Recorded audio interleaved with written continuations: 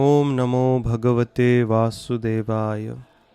Om Namo Bhagavate Vasudevaya. Om Namo Bhagavate Vasudevaya. Reading from the Bhagavad Gita, chapter 9, text 26 onwards. Chapter is entitled as The Most Confidential Knowledge.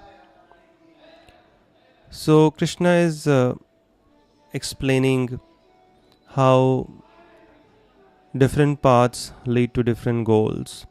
Those who worship the devatas go to them, those who worship the ancestors go to them, those who worship the ghosts will take birth among them, and those who worship Krishna, they will live with Krishna, they will come to Krishna. So it's not that whoever you worship is the same thing. That's not the reality, and it has no logic. So we ended our previous podcast at this stage where Krishna says that those who worship me, they will come to me. But then how to worship Krishna? If you are the supreme and we want to come to you, Krishna makes it very simple. Because anyways, in Kali Yuga, people have big excuses to give when it comes to serving God, practicing spiritual life genuinely. So considering our lack of awareness, or we can say knowledge or lack of enthusiasm, Krishna makes it very simple so that anyone can follow this path. Even a child, even an old person, a man, woman, poor, rich, anyone can follow. So that nobody has any excuse whatsoever. Text 26. Patram pushpam phalam toyam yome bhaktya prayachati tadaham bhakti upahritam ashnami prayatatmanaha. Krishna says, to worship me, it's very simple. If one offers me with love and devotion a leaf, a flower, a fruit, or water, I will accept it. So it's very simple. Anybody can get a tulsi leaf anywhere because tulsi is very dear to Krishna. You can pluck a flower from anywhere, nobody will shout at you. It doesn't cost much. It doesn't cost anything at all, rather. A fruit you can easily get. Or if none of these things are there, you can offer some water.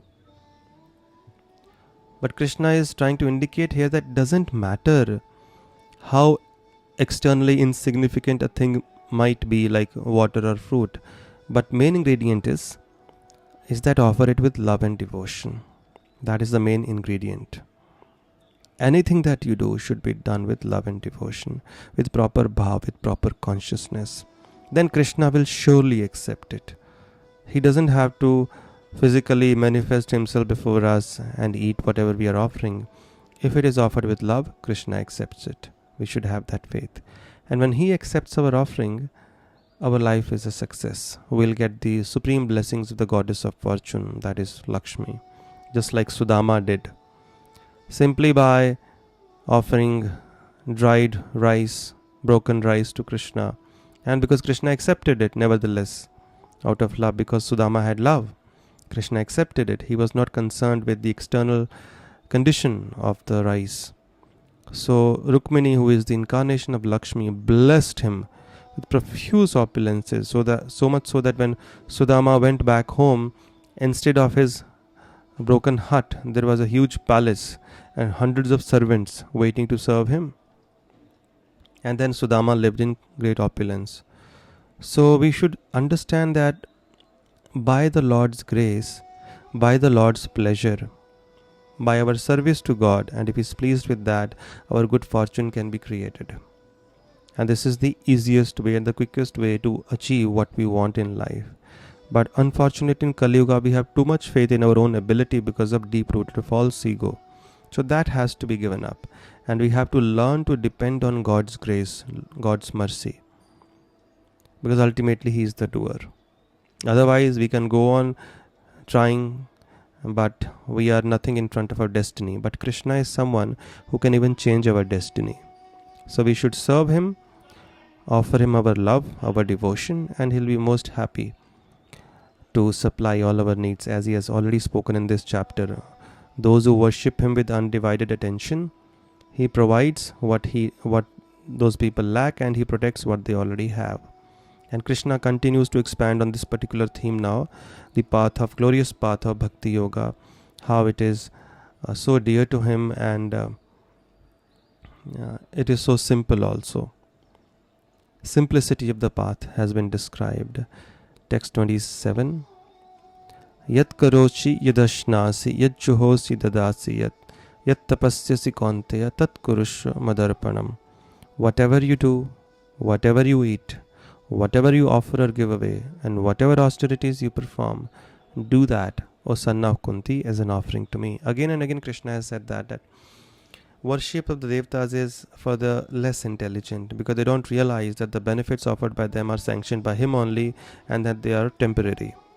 So that's why Krishna is saying, whatever you do, just do it for my pleasure, do it for me, give it to me. Even if you perform some tapasya upvas, do it for my pleasure.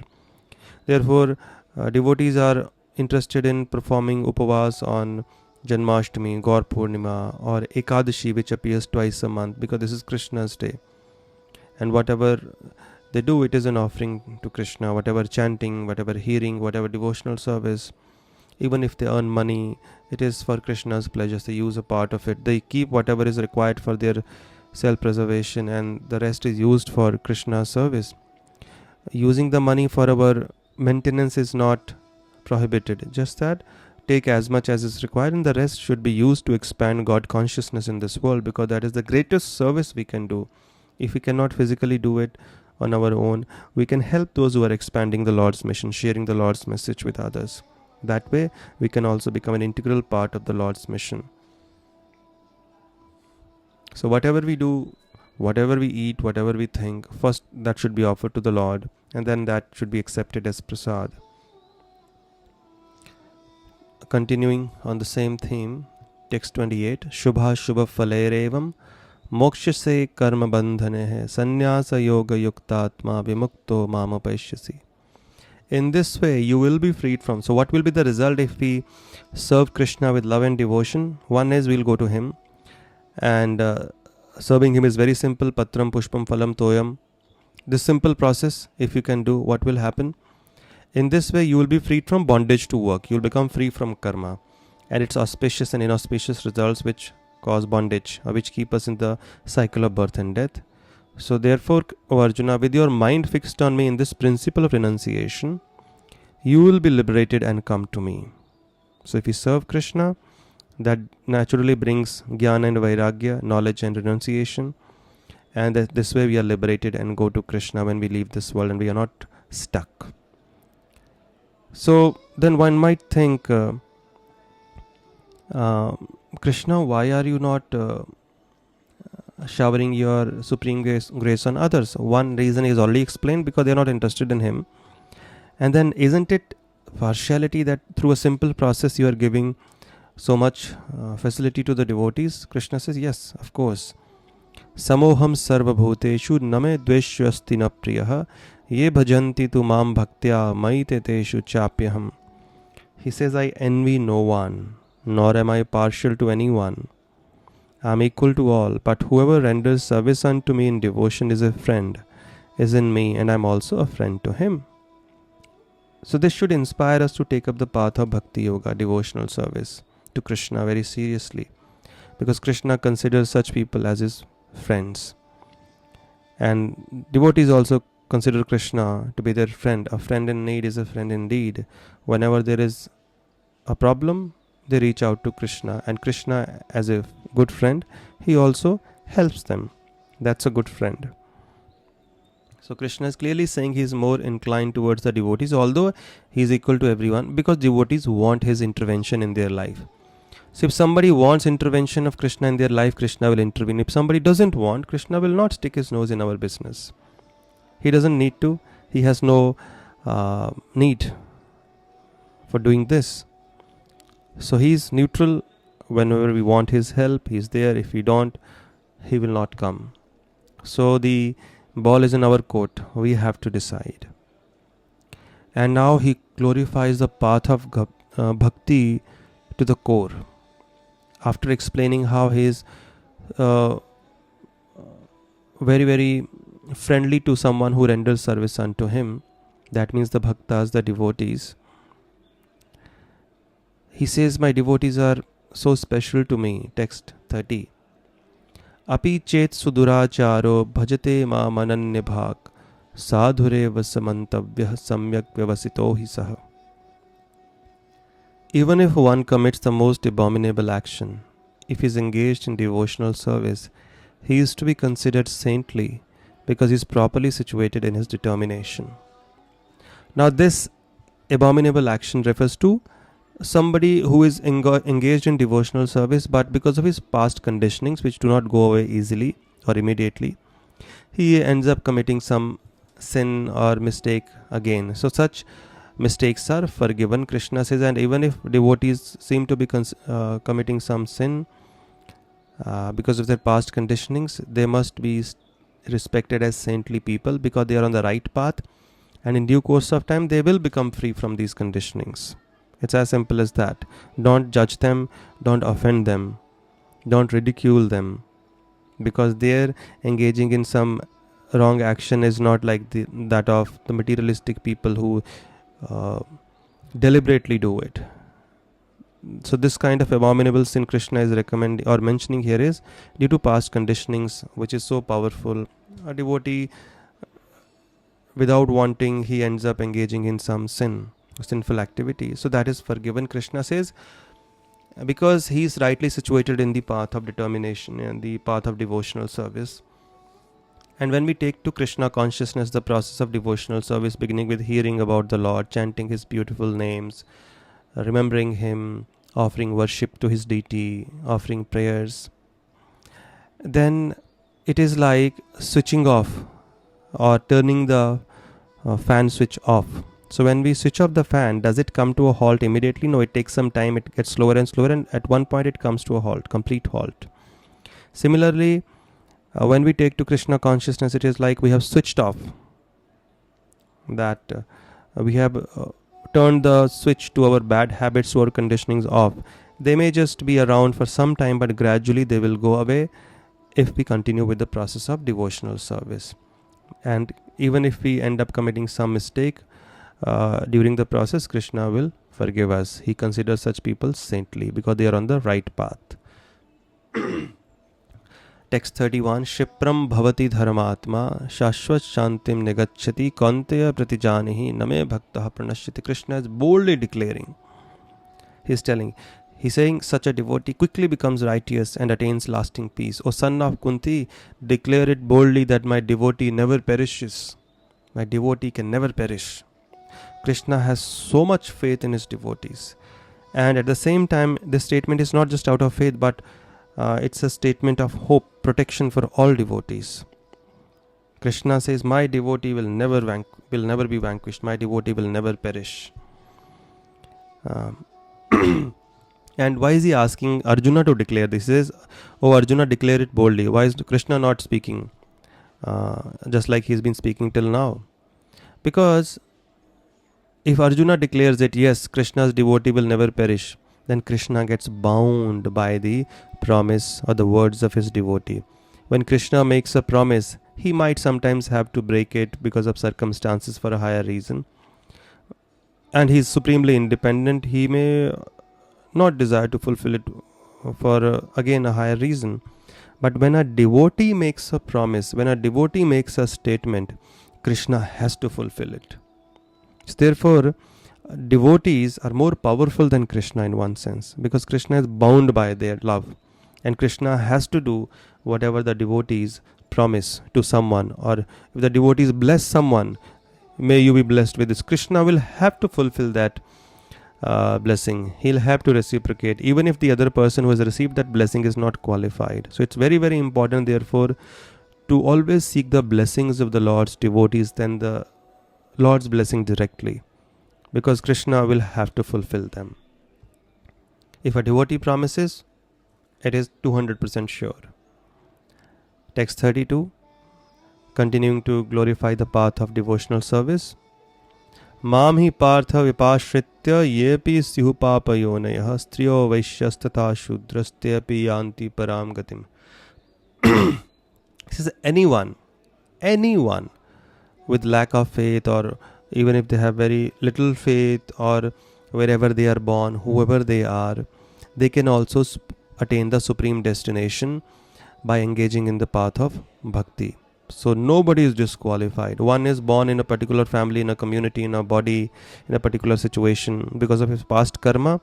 But whoever they are, if they start performing devotional service according to their capacity, they will all achieve the same benefit, the supreme destination. That means they will come to Goloka, to me. So Krishna gives equal opportunity to everyone to elevate themselves irrespective of their background.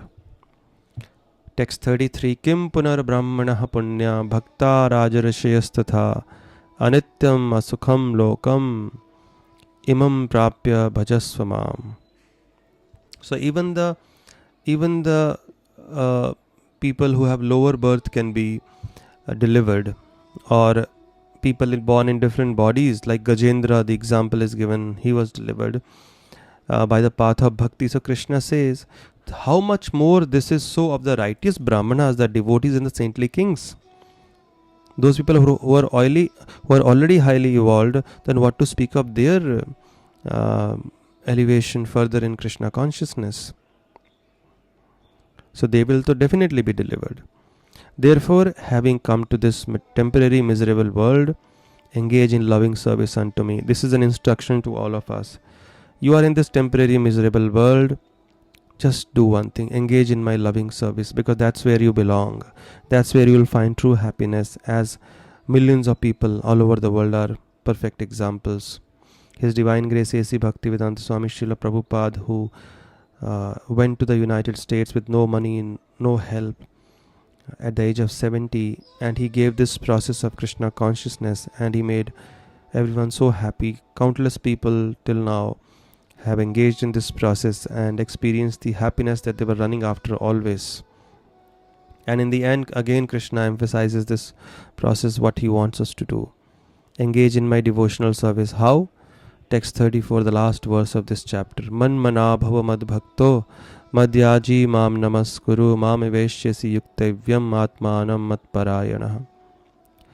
And how to engage in the Lord's loving service? He says, engage your mind always in thinking of me. Become my devotee. Offer obeisances to me and worship me. Being completely absorbed in me, surely you will come to me. Just become absorbed in me. Krishna is literally begging. That's why again and again he is speaking the same thing. There is repetition of his message. The repetition is to emphasize a particular point. He says, become my devotee. Offer your homage unto me. Remember me. Think of me. Worship me. Offer obeisances to me. In this way you shall surely come to me. So this chapter is known as the most confidential knowledge. Krishna has revealed his heart. This is not easily revealed to anyone and everyone. So after explaining how different paths lead to different goals, and those who worship Krishna will go to Krishna, then Krishna explains in these verses that we discussed today how to worship him. Whatever you do, even if you're offering some water, you can worship him with little water or tulsi leaf or fruit or flower. Do it with love and devotion. And this way you shall certainly become liberated. This path is so glorious that even if somebody is the lowest, the most sinful also, they can achieve the supreme destination. What to speak of people who are more evolved. Therefore, considering this path to be the most glorious, engage in my loving service by always remembering me, becoming my devotee, offering your pranams to me, and always thinking of me. In this way, become absorbed in me, and this way you shall certainly attain the supreme destination after leaving this world, and thus the perfection of life. Hare Krishna. Thank you very much.